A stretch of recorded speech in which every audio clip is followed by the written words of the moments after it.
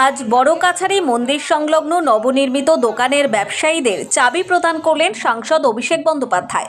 সাতগাছিয়ায় 2024 সালের এপ্রিল মাসে দক্ষিণ চব্বিশ পরগনার বড় কাছারি মন্দির সংলগ্ন বেশ কয়েকটি দোকানঘর আগুনে পুড়ে ছারখার হয়ে যায়। সমস্ত দোকানঘরগুলি ভাড়ায় দেওয়া হয়েছিল। মালিকানাধীন দোকান কোনোটাই ছিল না। দক্ষিণ চব্বিশ পরগনার জেলা পরিষদের অধীনেই ছিল এই দোকানগুলি।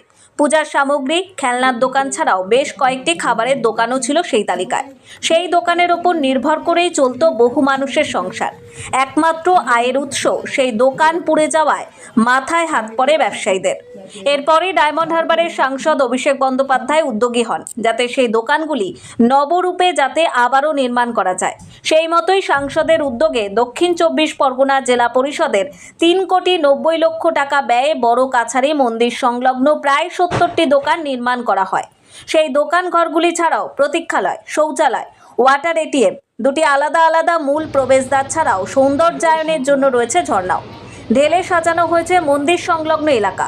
বিশেষভাবে উল্লেখ্য, দোকানঘরগুলির সম্পূর্ণ ডিজাইন অভিষেক বন্দ্যোপাধ্যায়ের নিজস্ব মস্তিষ্ক প্রসূত। সেই দোকানগুলিতে যে সমস্ত ব্যবসায়ী ভাড়ায় নিয়েছিলেন তাদেরকে নিজের হাতে চাবি তুলে দিলেন সাংসদ অভিষেক বন্দ্যোপাধ্যায়।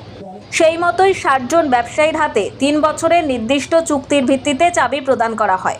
সমগ্র অনুষ্ঠানে সাংসদ ছাড়াও উপস্থিত ছিলেন জেলা শাসক, মহকুমা শাসক এবং সাতগাছিয়ার বিধায়ক। এছাড়া উপস্থিত ছিলেন সাতগাছিয়া বিধানসভার পর্যবেক্ষক শওকত মোল্লা। সাতগাছিয়া থেকে টিনা রায়ের প্রতিবেদন, খবর 7 দিন।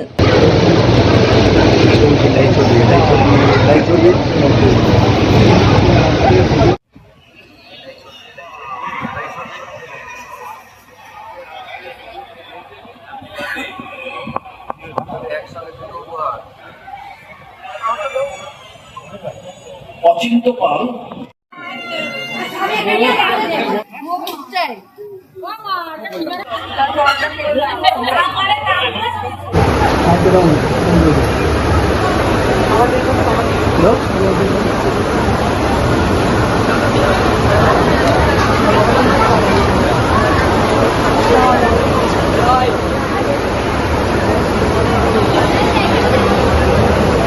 জয় বাবা ভোলেনাথ, জয় বাবা ভোলেনাথ, জয় বাবা ভোলেনাথ। এমনই তাজা ও গুরুত্বপূর্ণ খবর পেতে খবর 7 চ্যানেলটি সাবস্ক্রাইব করুন এবং নোটিফিকেশন পেতে বেল আইকনটি টিপুন।